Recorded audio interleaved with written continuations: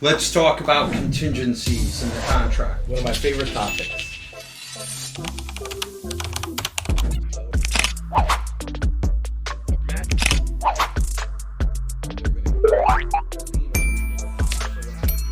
Whatever they have been fulfilled, they're going to need to fulfill. Let's talk about contingencies in the contract. In my opinion, the biggest contingency in most contracts is the financing contingency. But in order to understand the financing contingency, let's back up to the start of the deal. So prior to seeing houses, most people will get what's called a pre-approval from the bank. They might call it something different, but in essence, the bank says, hey, we took a quick glance at certain documents, provided you can make it through a full underwriting, we're happy to give you a loan on these terms, which is great. That's the first step in the process. Mm-hmm. But what you need ultimately to meet your contingency in the contract is your commitment. So let's discuss that a bit further. The bank won't issue a commitment until they've received certain documents from you. All banks are going to require tax returns, pay stubs, things of that nature. Where is your money coming from and what debts do you owe? They're going to want to see credit card reports. They'll pull your credit. Basically, they want to see your assets versus your liabilities and see if you can then take on a further liability, i.e. the mortgage payment. Contracts provide for 45 days from the date of the contract for the buyer to obtain that commitment. If the buyer gets that commitment during that 45-day window, the financing contingency is then waived and they're locked into the deal. But at that point, provided the commitment is in, you typically don't have any issues. Now, there's other contingencies, but just from the financing end, once you get that commitment, you've met that contingency. The important thing that people or the buyers need to realize is that pre-approval is not the commitment and that you do need to work towards getting that commitment. However, the ace in the hole is if the buyer is denied for the mortgage or doesn't receive that commitment within the 45 days, depending on how the contract's negotiated, they're able to terminate the deal and get a full refund of their down payment. Right. Now, in my opinion, not all commitments are created equal. A lot of banks pride themselves on getting a commitment out in a week or two, but that commitment has 85 conditions. Right. So when I see a commitment like that, to me, it's not worth the paper it's written on. Any bank can issue a commitment within a week. There's just going to be 100 conditions. And then what happens in the event the buyer can't satisfy one of those conditions? There are certain lenders out there that will take about a month or so to issue a commitment. And in my opinion, that's okay because you have 45 days. And I'd much rather get a commitment with 2 or 3, 4, 5 conditions in a month than a commitment in a week with 80 conditions. Right. So, understanding the difference is that just because you got a commitment very quick doesn't mean it's a good commitment. Right. And I think people get caught up in that sometimes where I got my commitment in a week, I'm going to be good to go. No. Right.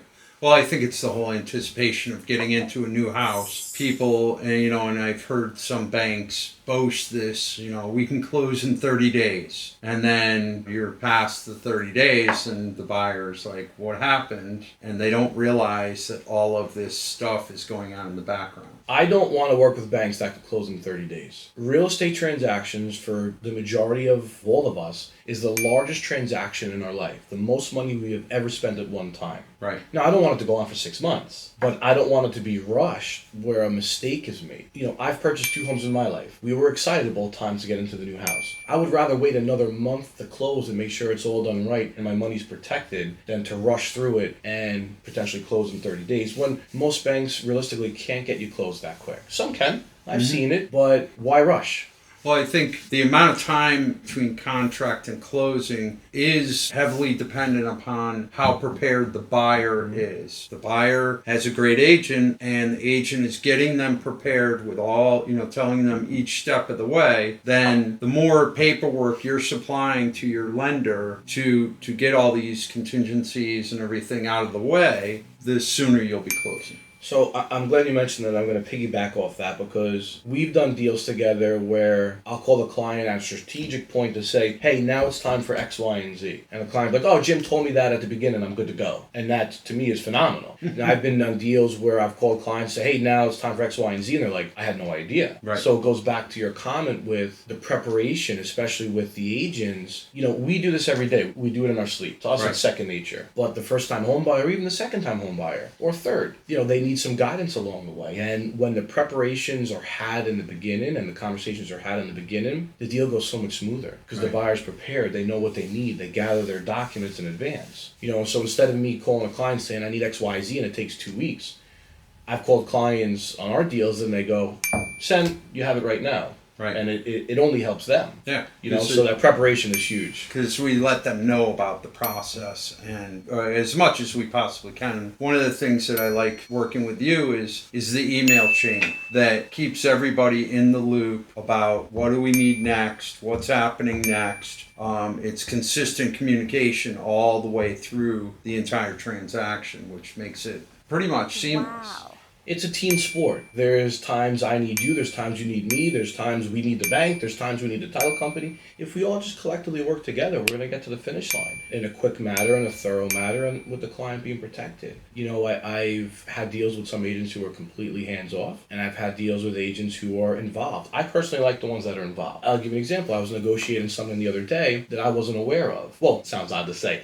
It was the beginning of a negotiation on something, and the agent who was on the email jumped in and goes, "Oh no, X, Y, and Z, they talked about it." It was amazing, right? Instead of all the extra phone calls and work, we had someone on the team jump in and say, "No, here's what it is," and we moved on very quickly. Discussed. Yeah, so, you know, There's not a lot of back and forth going on. the teamwork is key, the communication is key, and again, a lot of people that I've heard over the years say, "Oh, it's just real estate." It's not just real estate. This is the most amount of money people spend in their life, for most of us, including myself. It's important.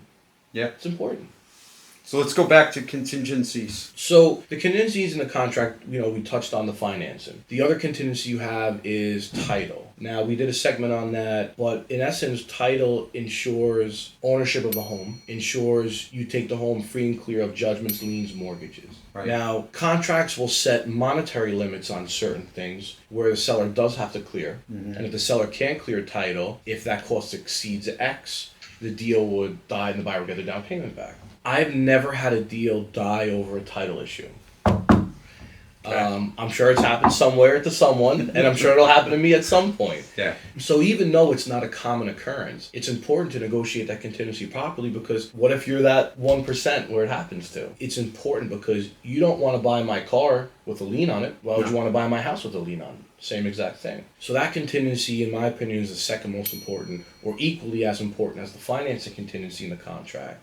Now, you have some sub-contingencies for final walkthroughs to make sure appliances are still working, no roof leaks, no damage to the house, things of that nature. You have contingencies for termite treatments and inspections in the contracts. You know, a big one now is solar contingencies. As solar panels become more and more prevalent, you need a contingency in there. And what I'm seeing in a lot of these contracts is what I call the loop not being closed. They'll just say this deal is contingent upon the buyer assuming the solar lease or the solar purchase contract, whatever it is. But what happens if the buyer gets denied? And I'm seeing that loop not being closed in a lot of these contracts. So if it's not, I always will add additional language that gives the buyer the right to terminate. Because what do you do if the buyer's denied for the solar? Contract doesn't say anything, and that's where the fighting starts. So that's a big contingency that is becoming more and more prevalent in the contracts as solar becomes more and more popular. And then some deals are specific. I've had deals that are contingent upon a new CO, or deals that are contingent upon a demolition permit. So every deal is different, but these contingencies, the main ones, they're in every deal, and they're very important. I have gotten clients out of deals over contingencies,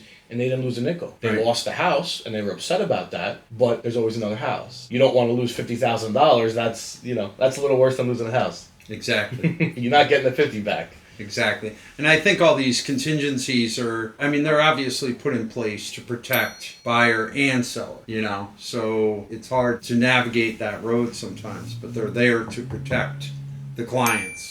I've done deals where we send the contract out as the seller. Now, for the most part, most seller attorneys, the contracts start out a little skewed towards the seller's side, and then the buyer's attorney will negotiate it. I've done a whole host of deals where the buyer's attorney didn't make any changes to the contract. So I know somewhat off topic on the contingency discussion, but also selecting the right people in the transaction is important. Just because you go to a lawyer doesn't mean they specialize in this. Right? You wouldn't go to the heart doctor to cut your big toe off. So, it's important because you need to understand what's in that contract that you're agreeing to, and if you have the proper contingencies or not. Yeah. See, it's in the contract. So, one of my favorite topics. Yeah. In my opinion,